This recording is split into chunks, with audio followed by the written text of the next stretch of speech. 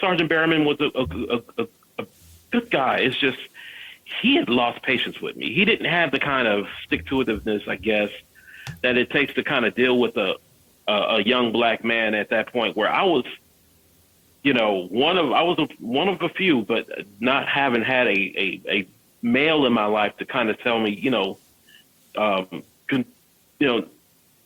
don't dip into your emotions. Don't make that the first pot you dip into. He had just kind of said, well, I mean, okay, all right. And, Sergeant Carswell was basically firm, but fair, and dare I say, loving, to do what he did. Yeah. Yeah. I had, ironically enough, it was the first black male teacher I ever had. It was in Eagles Landing Middle School right after I moved here with my family around I think 98. Mr. Pittman. Yeah. He provided a damn good example of how to carry yourself and how to walk through life with grace, because when the dude came to work, he didn't slack. I mean, this dude was sharp from head to toe, just business suits every time, really, really good footwear to match the suit, ties. I mean, he was basically dressed to the nines. He represented himself well. And he had a certain level of expectation for the young black men in the school as well, too, myself included, because, I'm black. So, hey, he's looking at me like, because I was like super nerdy back then. I'm still nerdy, but not as nerdy as I was back then. But nonetheless, I mean, I didn't even own a pair of designer jeans, man. I'm over here in the Bugle Boy section, asking my mom to get some of the baggy jeans or whatever. But that was me.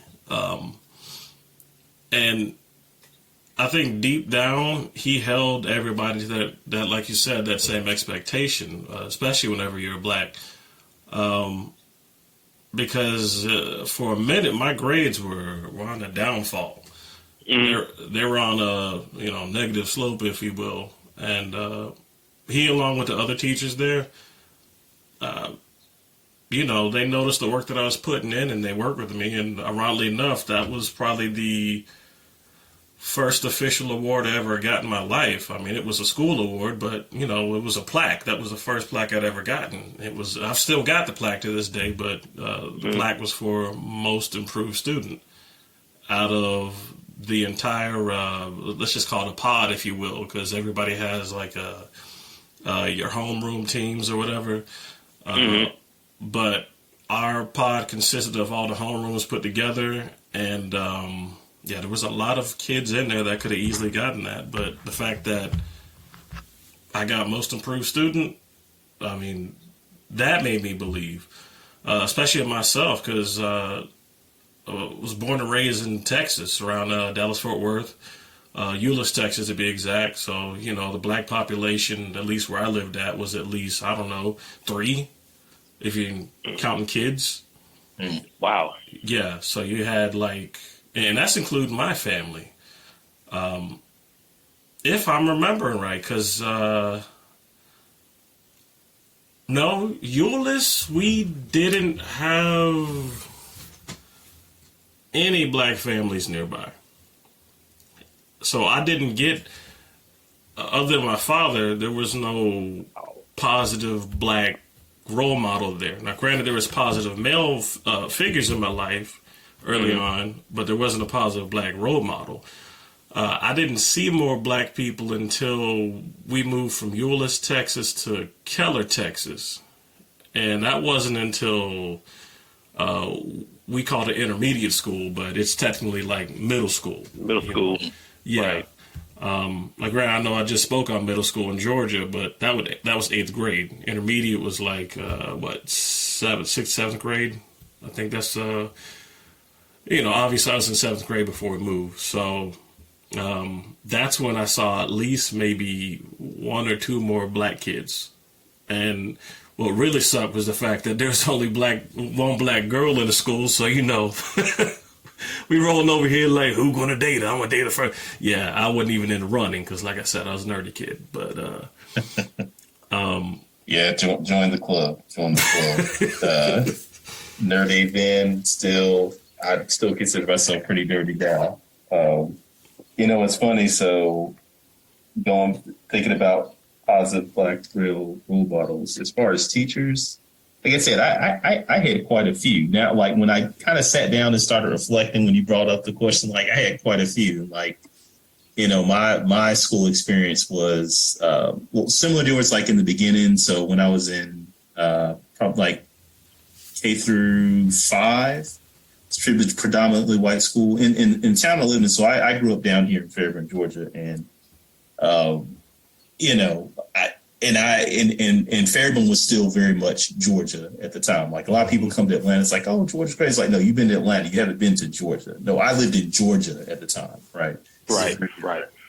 So, I mean, so different that, I mean, they still had Klan parades that would happen in, the middle of town, when we moved down there. So, and like I said, I'm only 38. So, roll that back, however many years it puts you in kindergarten, first grade, and that ain't that long ago.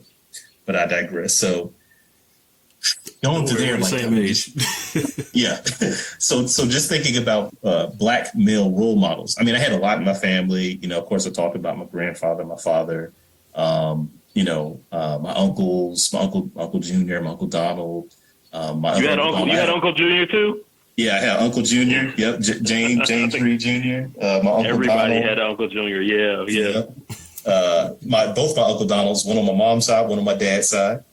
My godfather Jacob, I can't get him. Like he's always been like, if you talk about like outside of like immediate family, the male in my life, black male life that like just always like showed me love and positive affirmation to be my godfather Jacob. Mm-hmm. Like he's always been that guy. But I mean, like with my teachers, I mean, gosh, you had Coach Stevenson in middle school. I had Mr. Brown, so he was a substitute teacher, and I had him at different points all throughout K through 12. So he kind of, saw me grow up.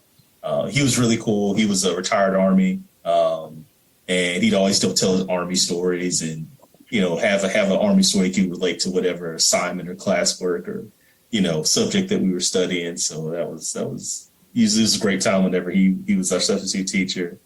I had Coach McCray. He was a basketball coach, but he was also his background was he had a graduate degree in biology. So he taught the honors and AP biology classes. So I took the honors class. I wasn't in AP, but I was in honors biology.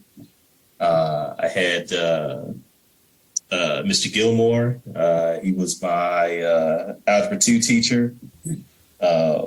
He was so cool. He was this, this kind of like a short, real skinny guy, this real thick Southern drawl, taught slowly, but don't let it fool you though, because he'd have them zingers, boy. Like if you're, he would say it slow, but it would hit you and be like, ooh, so people try to crack jokes or whatever. And he's like, no, he'd just throw it right back. And he was, love Mr. Gilmore. There's Mr. Cotton, AP history teacher. There was Brother Brown, who was a physical science teacher. And he was, I guess he was, now I can reflect, I know like he was a Pan-Africanist, because I mean, he used to always talk about, black people from the other culture, he'd come and wear the dashikis, had the honks and stuff. And this is like, that was what, 9th grade, I want to say. And then, the one more teacher, I can't think of his name right now. I can see his face. Tall, lanky guy. He was the English teacher. He just had, he was one of those guys, like he really enjoyed the subject English. Like he always had like all these different words. Like he was just so eloquent, always had just great grasp of the English language and vocabulary. And that always really impressed me, because he just always had like these new words for things that were like just such the most mundane things that he could describe in just like this very eloquent and exciting way.